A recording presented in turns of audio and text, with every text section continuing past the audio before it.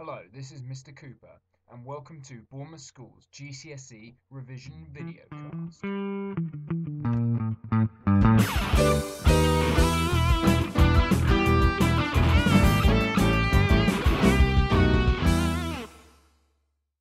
Hello and welcome to this videocast.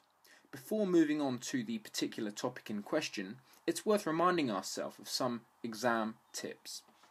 First of all, avoid using phrases like all Christians think and overgeneralizing.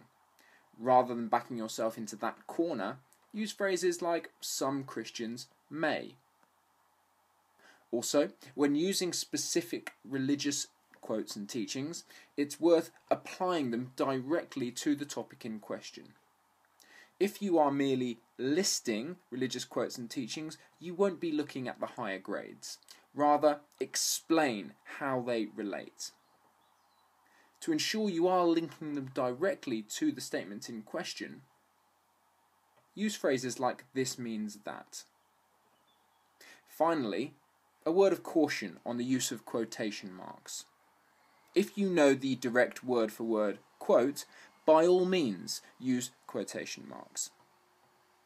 However, if you're paraphrasing, don't put the teaching in quotation marks, but it will still be relevant and get you credit. For example, saying something like, "Jesus suggested that you should love your neighbour," wouldn't be a direct quote, so don't use quotation marks. So, what will this video do? First of all, it will give you key topic headings on the particular unit we'll be looking at. Second of all, it will list a selection of relevant religious quotes and teachings. Finally, it will give you some sample exam questions, both AO1 and AO2, to practice. You must use this to help you learn, apply, and practice. This topic concerns religious attitudes to crime and punishment. A large but interesting topic this, with lots of sub-areas of study to revise. First of all, law and order in society, including the UK society. Being able to quote and use topical examples, aims, facts and figures would be a boon. The idea of conscience, or your personal notion of guilt and what is right and wrong. The differences and examples between non-indictable and indictable offences. Causes of crime, examples of these and differences between them: psychological, social, environmental and drug addiction. Types of crime: crime against a person, crime against the state, crime against property, and crime against religion. Also, the different possible aims of punishment, including protection, retribution, deterrent, reformation, including rehabilitation, vindication, and reparation. Examples and different types of prisons and prisoner treatment, including youth and young offenders institutes. And then types of punishment, including prisons, but also community service, tagging, fines, etc. The big debate surrounding capital punishment, pros and cons, those who agree, those who disagree, and why. And finally, life imprisonment, and again, very topical: should life mean life, and the idea of whole life sentences. Some key Buddhist teachings that could be used on a variety of those different sub-areas of study include reducing suffering, the idea being that Buddhists aim to reduce suffering where possible. The teachings of karuna and metta, or compassion and loving kindness, can be used in a variety of different ways and make sure they're applied and justified. On the Noble Eightfold Path, it talks about the step of right livelihood. Perhaps selfish right livelihood, such as turning to crime, may not be the way forward for a Buddhist.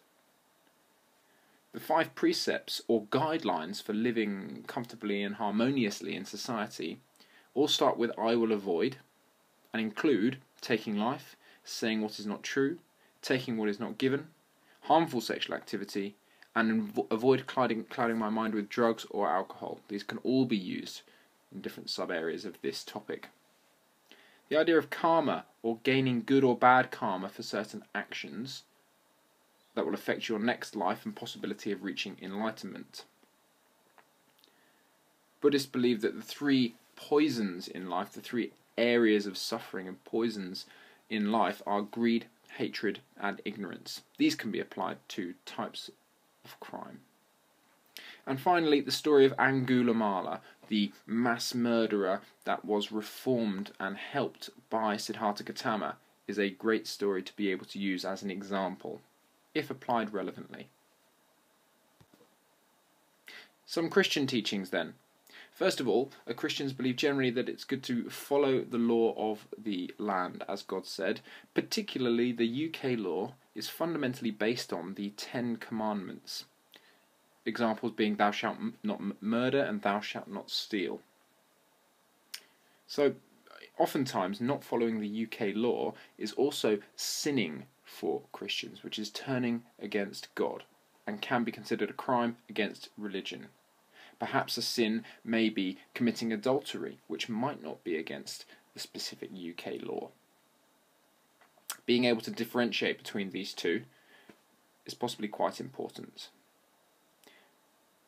In terms of following the example of Jesus, as Quakers try to do, a lot of Christians believe in the idea of agape, or selfless Christian love.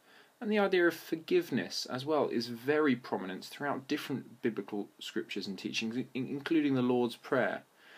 So in terms of rehabilitation, vindication, retribution, reformation, these can be applied to this area. Again, the idea of loving your neighbour, as ever, can be used, but please do not use it in every single question.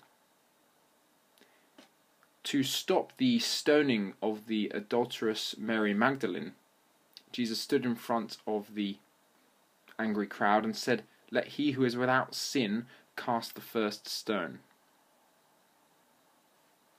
Also, you can talk about God and retribution in two ways. Firstly, there's lots of biblical examples of God exacting retribution onto sinners.